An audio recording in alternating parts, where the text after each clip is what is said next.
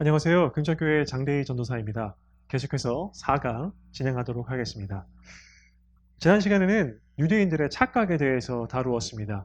유대인들은 이방인들을 판단하면서 자신들은 의인이라 생각했지만 사도 바울은 거기서 너희도 똑같이 죄인이다라는 것을 지적한 후에 그리고 유대인들의 착각의 근원에는 바로 할례라는 것이 있다는 것을 이야기했었습니다.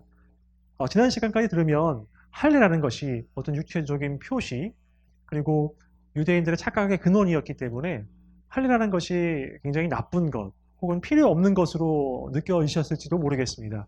그런데 하나님께서 할례를 행하라고 했을 때에는 그저 단순하게 필요 없는 것을 행하라고 하시진 않았겠지요. 할례에는 굉장히 중요한 영적인 의미가 담겨져 있는데요. 그것에 대해서 조금 다루고 계속해서 수업을 좀 진행하도록 하겠습니다. 로마서 3장 1절 말씀에 보면 이렇게 기록되어 있습니다. 그런즉 유대인의 나음은 무엇이며 할례의 유익은 무엇이냐? 할례에 대해서 살펴보려면 우리는 할례가 맨 처음에 제정된 하나님과 아브라함 사이의 계약을 우리는 좀 알아야 합니다. 하나님께서는 아브라함과 창세기 15장에서 언약을 맺으십니다.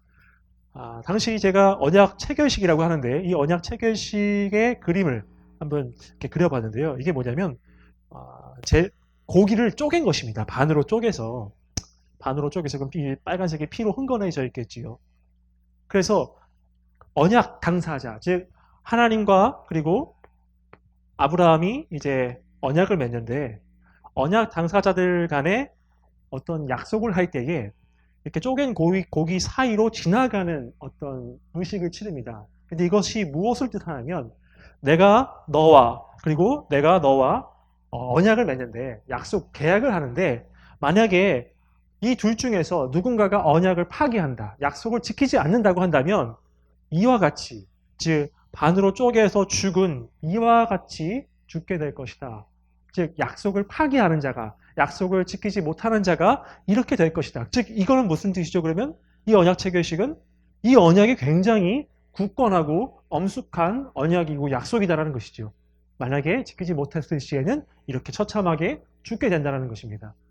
자, 그러면 이 당시에 하나님과 아브라함 사이의 언약은 무엇이었냐? 그것은 하나님께서 아브라함에게 내가 너에게 너의 육신에서 너의 후손을 주겠다라는 것이고 하늘의 무별들과 같이 그 후손들이 많아지게 할 것이다 라는 약속이었습니다. 그리고 나서 하나님께서 하나님을 상징하는 이 횃불이 이 쪼갠 고기 사이로 지나갑니다. 자, 그렇다고 한다면 이것은 무슨 의미죠? 하나님께서 쪼갠 고기로 사이로 지나가셨다는 것은 만약에 하나님께서 아브라함에게 약속하신 그 자손, 내가 너의 육신에서 나올 그 씨, 그것을 지키지 않으신다고 한다면 하나님이라고 하실지라도 이렇게 죽게 된다. 즉, 하나님 존재를 걸고 하신 약속이라는 것이죠. 그러면 이게 무슨 뜻일까요? 이것은 하나님이 죽으실 수 있는 분이 아니시죠. 그럼 이것은 무엇인가요? 내가 반드시 이 언약을 지키겠다. 아니, 이미 지켜진 것과 다름없다. 이미 성취된 것과 다름없다라는 그런 것을 보여주기 위한 언약 체결식이었다라는 거죠. 자, 이 언약 체결식을 이렇게 하나님께서 아브라함과 이 언약 체결식을 맺으십니다. 그리고 나서 어떤 일이 있냐면 아브라함이 그러면 이제 약속을 받았잖아요. 후손의 약속을. 자, 아브라함의 당시 아내가 누구였죠? 아브라함의 아내는 이제 나중에 사라라고 하죠. 이 당시에는 이제 아브라함이었습니다. 아브라함과 사례 사이에 자식이 없었습니다. 하나님께서 약속을 해주셨지만 자식이 없었죠. 오랜 시간이 지나도 자식이 없었습니다. 그러자 아브라함의 아내였던 사례가 아브라함에게 제안을 합니다. 도저히 하나님께서 약속을 성취하실 것이 너무 오래 지체되다 보니까 그러면 내가 당신에게 하갈이라는 여종을 보낼 테니 그 하갈을 통해서 아들을 낳으시오라고 아브라함에게 자신의 여종인 하갈을 보냅니다. 그래서 아브라함은 하갈과 동침을 하게 되고 이 가운데에서 나온 아들이 바로 이스마엘이라는 아들입니다. 이스마엘. 자, 아브라함과 하갈 사이에서 이제 이스마엘이라는 아들이 나옵니다. 자, 보십시오. 하나님께서 약속을 해주셨고 자신의 존재를 걸면서까지 약속의 그 엄숙함 그리고 반드시 지켜질 것을 보여주셨지만 아브라함과 사라는 시간이 조금 지체된다 하여서 그걸 믿지 못하였죠.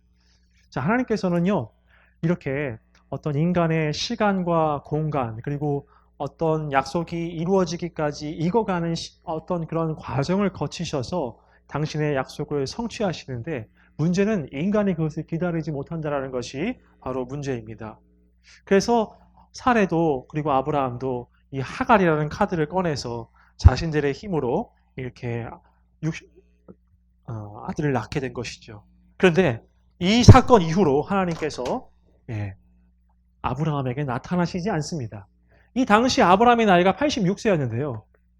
13년간, 즉 99세가 될 때까지 13년간 하나님께서 아브라함에게 나타나지 않으십니다. 그래서 학자들은 이 시간을 어떻게 부르냐고 하냐면 하나님의 침묵.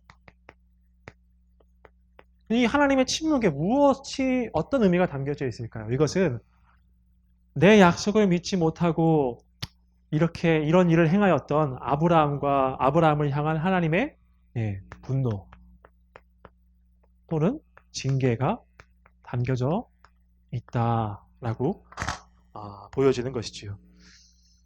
이렇게 하나님께서는 13년간 아브라함과 어떤 관계를 일절 끊으십니다. 하나님과 아브라함과의 관계가 끊어집니다. 자, 사랑하는 여러분, 성도에게 가장 큰 저주는 무엇일까요? 성도에게 가장 큰 저주는 바로 하나님과의 관계가 끊어지는 것입니다. 왜 이거 한번 예를 들어서 설명해 볼까요? 만약에 우리가 어렸을 때 뭔가 잘못을 했다고 쳐봅시다. 자, 그러면 이제 엄마한테 가서 혼나야지요. 엄마도 내가 잘못한 것이 무엇인지 알고 있고 나도 혼나야 되는 것을 알고 있습니다. 그래서 집에 들어갔는데 엄마가 혼내지를 않으시는 겁니다. 분명히 엄마가 알고 있다는 것도 내가 아는데 엄마가 나에게 매를 들지도 않고 뭐라고 하지도 않고 그냥 침묵하십니다. 그럼 어떻죠, 마음이? 차라리 한 대 맞고 끝났으면 좋겠는데 마음이 계속 불안한 거예요. 그냥 빨리 때리고 끝나지. 오히려 그 침묵의 관계, 그 애매한 관계가 나에게는 형벌이 되는 것이죠. 하나님께서 바로 이러한 관계의 끊어짐을 통해서 아브라함에 대해서 징계하셨다라는 것입니다. 자, 인간의 모든 죄악은요, 바로 하나님과 인간 사이의 관계가 끊어졌을 때에 거기서부터 비롯됩니다. 살인이라든지 또한 사기, 악의, 탐욕, 또 정욕, 육체적인 그 모든 것들은요, 하나님과의 관계가 끊어졌을 때부터, 그 하나님과의 관계가 끊어진 것에부터 파상이 되는 것이지요. 자, 아브라함에게 이 13년은 굉장히 큰 형벌의 시간이었을 것이라는 이야기입니다. 자, 그리고 나서 드디어 13년이 지나고 난 다음에 99세 때 하나님께서 딱 등장하십니다. 드디어 그 관계를 끊으셨던 그 하나님께서 아브라함이 99세 됐었을 때 딱 나타나십니다. 그리고 나서 첫 번째 하신 말씀이 무엇이었을까요? 창세기 17장 1절에서 하나님께서 아브라함에게 13년 만에 나타나셔서 하신 말씀이 나는 전능한 하나님이라. 나는 전능한 하나님이다. 라고 말씀하십니다. 그러면 이것이 여기에는 무엇이 어떤 의미가 담겨져 있을까요? 나는 전능한 하나님이다. 자, 여기에는요, 이런 뜻이 담겨져 있습니다. 하나님의 약속, 하나님의 능력, 하나님께서 하실 것을 믿지 못하고 자신의 능력으로 했던 아브라함을 향한 질책이 담겨져 있는 것이죠. 즉, 아브라함을 향한 질책이 첫 번째 담겨져 있고요. 그 다음에 이것으로 끝나는 것이 아니죠. 이것으로 끝나는 것이 아니라 여기 안에 이 질책 뒤에 숨겨져 있는 의미가 더 중요한데 그것이 무엇이냐? 이것은 내가 다시 너와 관계를 맺겠다라는 겁니다. 사랑하는 여러분, 부모님께서 우리가 잘못했을 때 매를 드시죠. 네, 매를 드신다는 것은 내가 너를 이 매를 통하여서 온전하게 하겠다. 내가 너와의 관계를 회복하겠다라는 거지. 내가 너를 때려서 뭐 버리겠다 그런 뜻이 아니지요. 하나님께서 나는 전능한 하나님이라 라고 13년 만에 나타나셔서 말씀하신 것이 바로 내가 너와 다시 관계를 맺겠다라는 그 의미가 담겨져 있다라는 것입니다.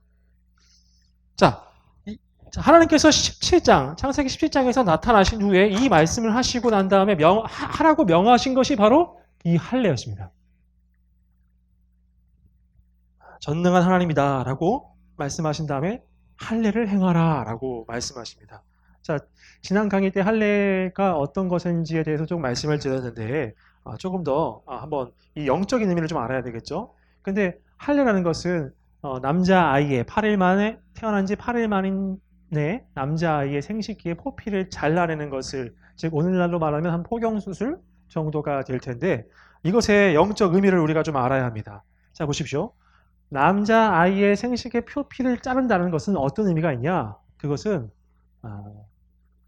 육체적으로 너는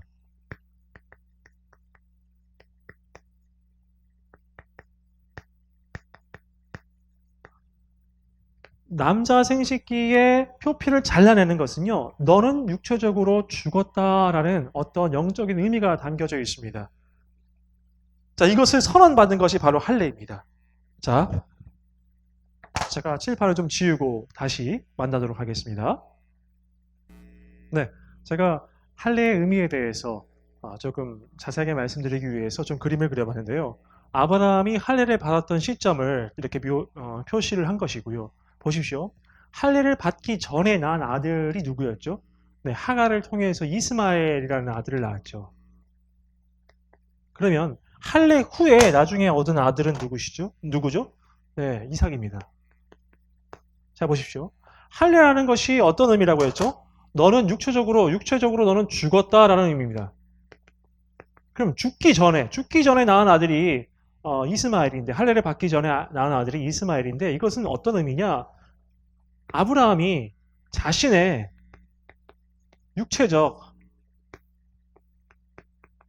능력으로, 즉 자신의 힘으로 낳은 아들이 바로 이스마엘이라는 겁니다. 즉 할례를 받기 전이니까 너가 육체적으로 죽기 전에 너의 능력으로 낳은 아들이 이스마엘이죠. 그러면 이삭은 어떨까요? 이삭은 할례를 받은 이후죠. 그럼 육신적으로 너는 죽었다라는 의미입니다. 생식기에 포피를 잘라내는 거, 너는 죽었다. 죽은 이후에 낳은 아들. 그럼 이것은 자신의 육체적인 능력이 아니라 누구의 능력으로 낳은 아들이죠? 하나님. 아까 얘기했듯이 전능하신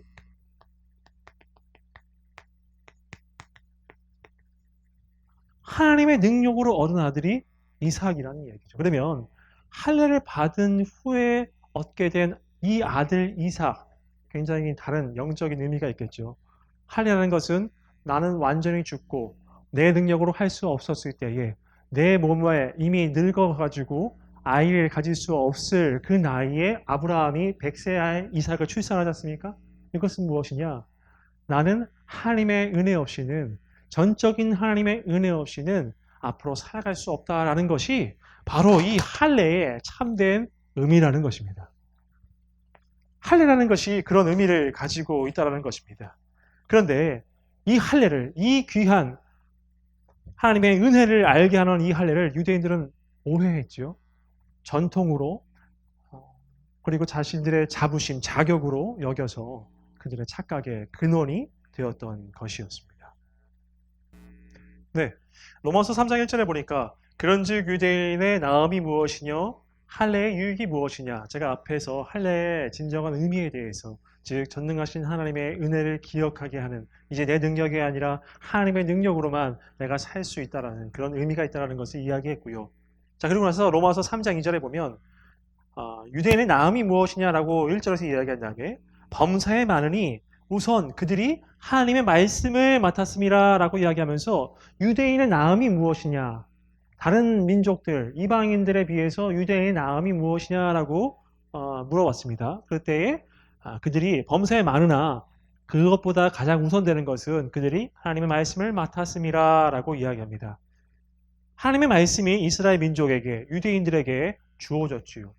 참, 그런데 그것은 다른 특별한 목적이 있었습니다.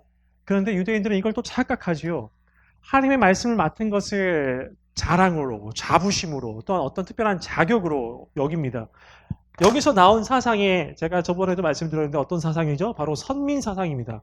즉, 자신들이 선택받은 백성이라는 것이죠.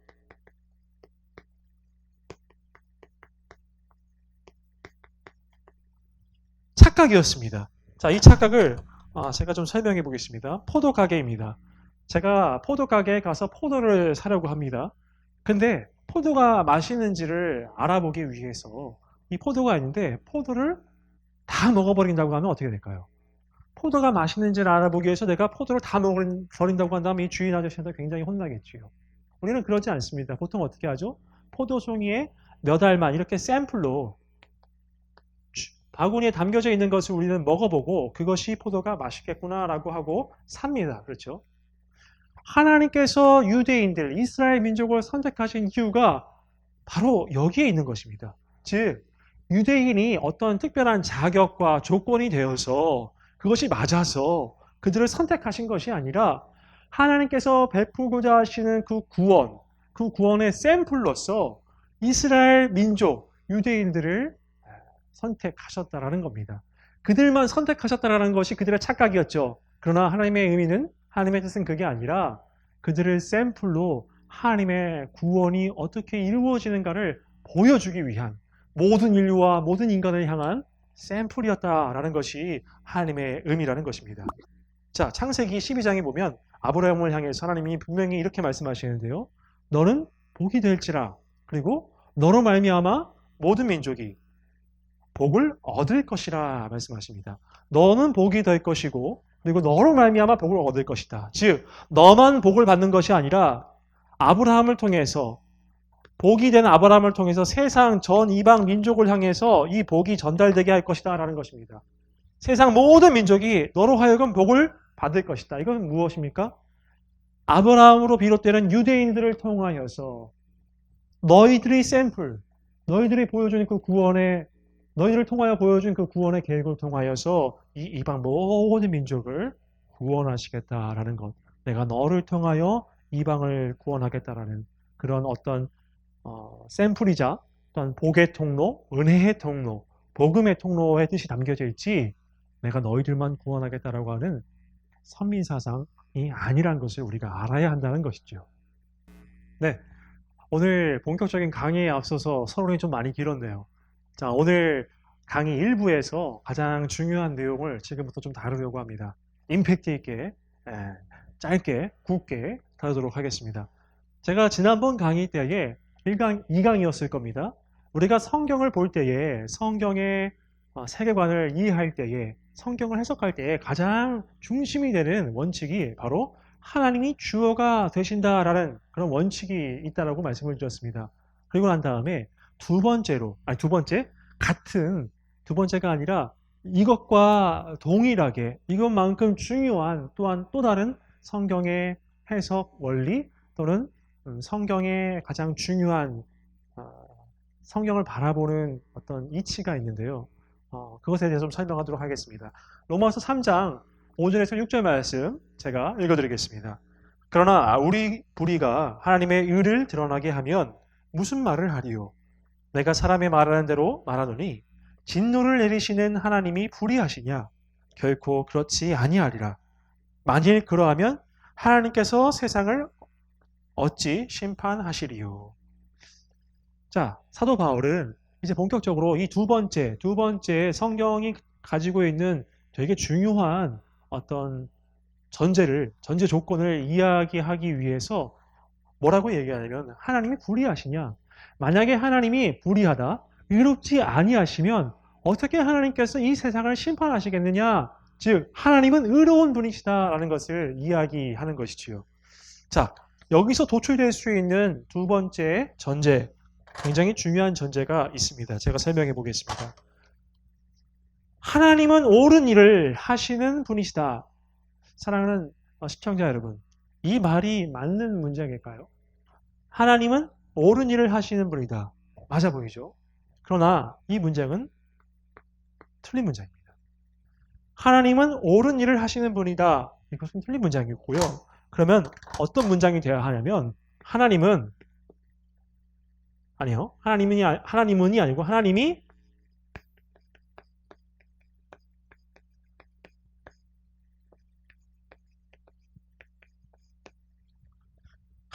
하시는 일이 옳다.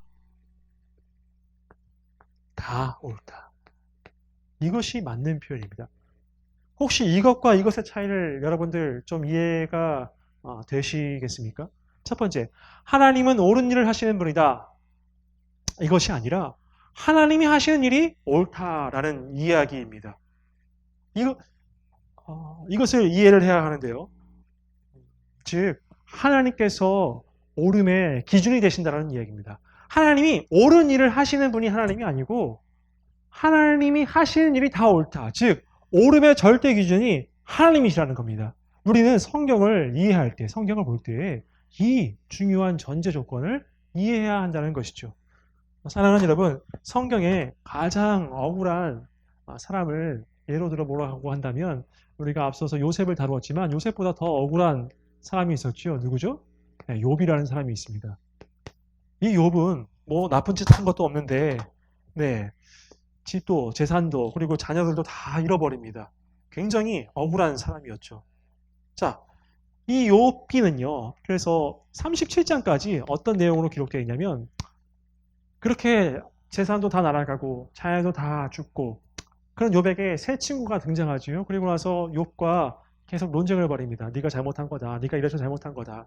근데 37장까지 쭉 오면서 욥이 내린 결론이 무엇이었냐면 바로 이것이었습니다. 하나님은 옳은 일을 하시는 분이다. 하나님은 옳은 일을 하시는 분이다. 이것이 계속해서 반복되는 욥과 그리고 욥의 친구들의 논쟁의 어떤 결론이었습니다. 그런데 그렇게 끝나지 않지요. 욥기 42장에 가서 이제 욥이 이렇게 고백합니다. 욥기 42장 5절 내가 주께 대하여 귀로 듣기만 하였사오나 이제는 눈으로 주를 배움나이다. 무엇인가 깨달은 것이죠. 그 무엇이었을까요? 바로 이것이었습니다. 하나님이 옳은 일을 하시는 분이 아니라 하나님이 하시는 일이 옳다. 하나님만이 옳음의 절대 기준이시다라는 것을 알게 된 것이지요. 우리 인간들은 어떤 정의나 평등, 평화 이런 우리 인간들만의 옳음의 기준을 만들어 놓고 하나님의 그 가운데에 그 프레임 안에 가두려고 합니다. 즉 하나님은 그런 옳은 일을 하시는 분이다라고 이해하려고 하는 것이죠. 그러나 하나님께서 그렇게 갇혀 계실 분이 아니시죠. 하나님이 하시는 일이 다 옳은 겁니다. 자, 이거 굉장히 중요한 차이인데요. 이거를 꼭 이해하셔야 합니다. 즉 우리 신앙의 근본적인 원리, 하나님이 주어가 되신다라는 것과 그리고 하나님이 하시는 일이 다 옳다라는 이 성경의 가장 기본적이고 가장 중요한 전제를 알아야 우리가 신앙과 믿음을 올바르게 할 수 있다는 것입니다.